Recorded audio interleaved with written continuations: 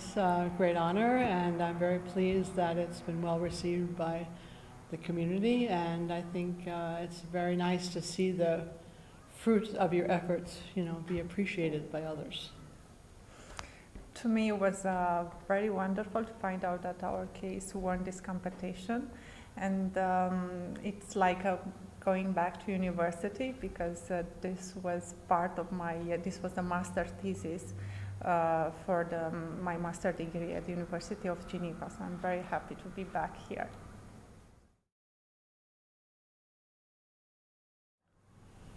Well, I think it's a very controversial topic. It's also very present in the press every day about the companies and what they're doing, and the debate now about electronic cigarettes and or e-cigarettes. And it's also very personal, because everybody has a bit of an opinion, whether as a smoker or a non-smoker. It certainly affects everybody in many ways. So I think it's very topical, if that's the word for today, plus controversial, plus very personal. Yes, and being so controversial, it's a matter of choice also in terms of, I know tobacco industry speaks a lot about choice, but it's a matter of choice to work in this industry. And as this business case was written as a CEO dilemma, I think this is useful for the people who wants to embrace a career in the tobacco industry and face maybe ethical questions for themselves or coming from the environment, and being confronted with questions, ethical questions, or decisions that could affect large communities.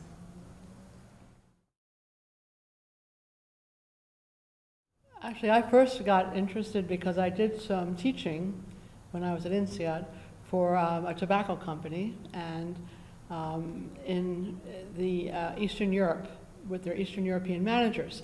And at the time, they told me that their mission statement was to be a socially responsible consumer products company. And I looked at them and said, really? And so I invited them to come to an MBA class at INSEAD to see if they could convince my MBA students. And so I was very interested to see how they would be able to present themselves as a socially responsible consumer products business, given that their product kills people. So I was very curious to see if he could convince my students that they could be a socially responsible consumer products business. Yes, and my interest came after an internship, a 6-month internship that I did with the World Health Organization in Geneva, where I worked under the supervision of Dr. Douglas Becher, who was the head of the Tobacco Free Initiative, one of the most active departments within WHO.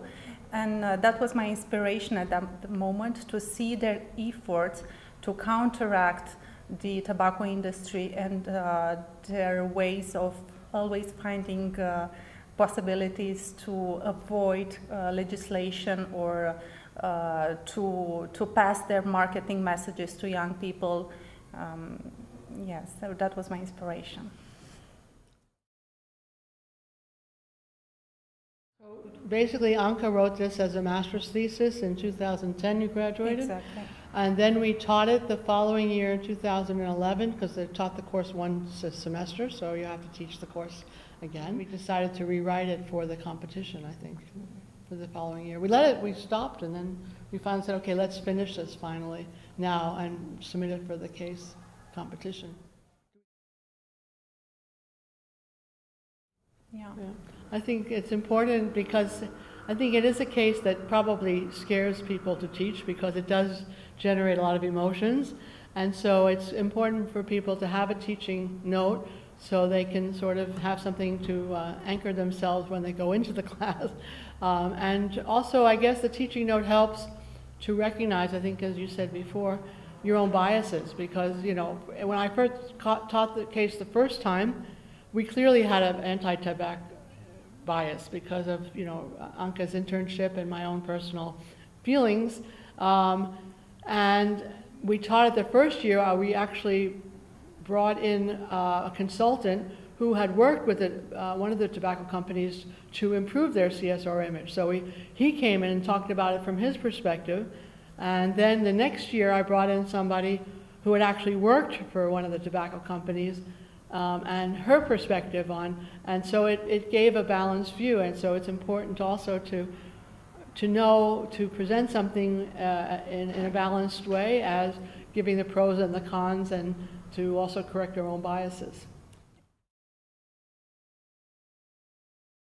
To put passion and to be serious about the research, and yes, to have a step-by-step approach, and also use the classroom and the students and be open to their feedback and try to be as objective as possible, because even if the case study, the business case, was written from a, let's say, based on my internship with a public health organization, we try to be objective as possible, and create the opportunity to raise questions and not to give solutions. I think it's also important for people to have cases that matter and that really do affect people and affect people's lives, and really do raise issues that are important. And important whether it's in whatever discipline, finance, marketing, or whatever, but something that really gets students engaged in grappling with difficult decisions. And really the purpose of cases is to teach people how to think and not what to think. And so hopefully the cases will be something that will really engage people in critical thinking, and to understand that whatever actions they take, there are consequences, and there, in every case, you know, good news and bad news. And I think the tobacco case is a good example of that, you know.